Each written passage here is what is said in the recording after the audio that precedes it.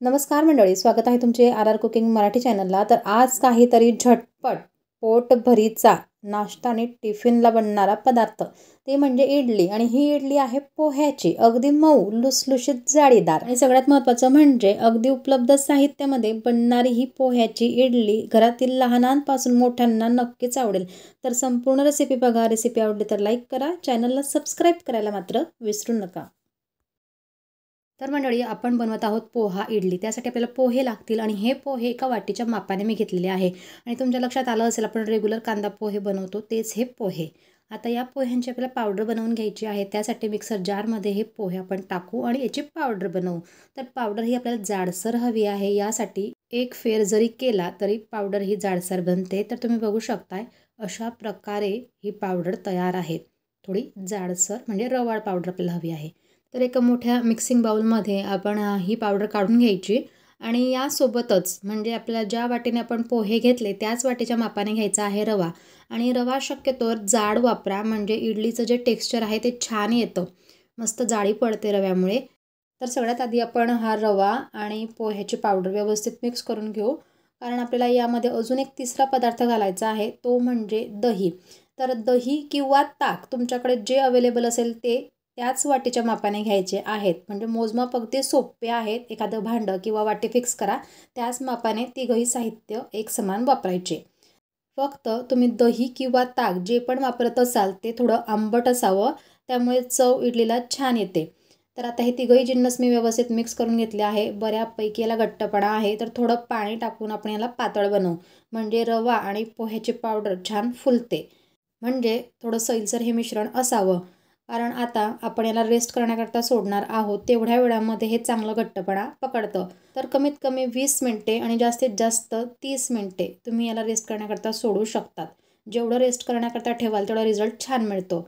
आता तेवढ्या वेळात आपण चटणी बनवून घेऊ. त्यासाठी ओलं नारळाचा कीस घेतलेला आहे 3 चमचे, 2 चमचे इथं भाजलेले शेंगदाणे, 4 हिरव्या मिरच्या. जसं तुम्हाला तिखट आवडत असेल त्यानुसार तुम्ही यात मिरच्या कमी जास्त करू शकतात.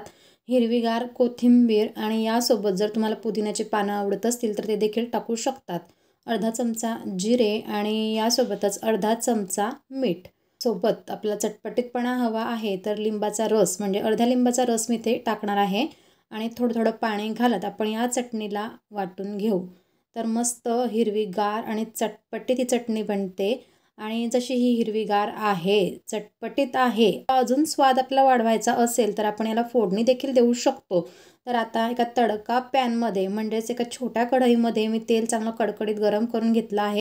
त्यात 1 चमचा मोहरी, लाल मिरची आणि कढीपत्ता घालून ही गरमागरम फोडणी या चटणीवर टाकायची. आणि जसजशी आपण फोडणी घालत जातो तसा घमघमाट मस्त किचनमध्ये दरवळतो. अशा प्रकारे चटपटीत चटणी तयार होते. आणि दुसरीकडे आपले 30 मिनटं देखील झालेले आहे. तर आपण बॅटर बघूया.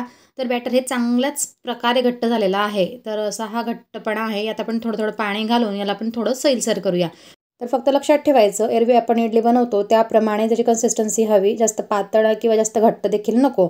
तर काही वेळातच आपलं हे काम देखील झालेलं आहे. बॅटर अगदी परफेक्ट तयार आहे.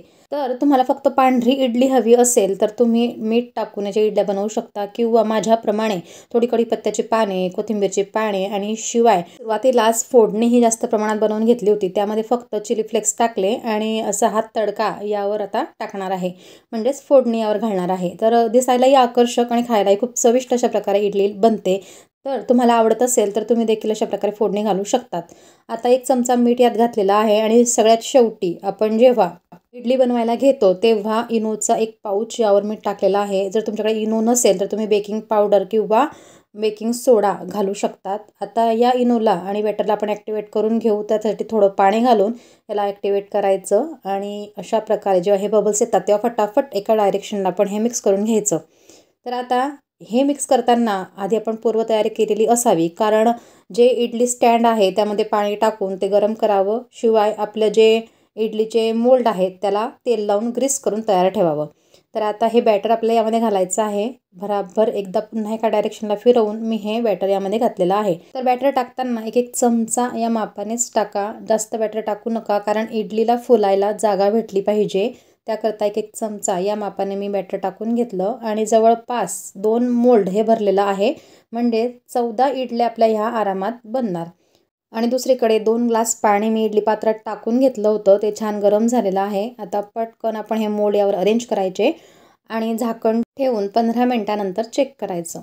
तर जशी 15 मिनिटं होतात तेव्हा तुम्ही बघू शकता किती मस्त या इडल्या फुलून आल्या आहेत. अगदी भारी. तर अशा छान इडल्यांसाठी व्हिडिओला पहिले लाईक करा.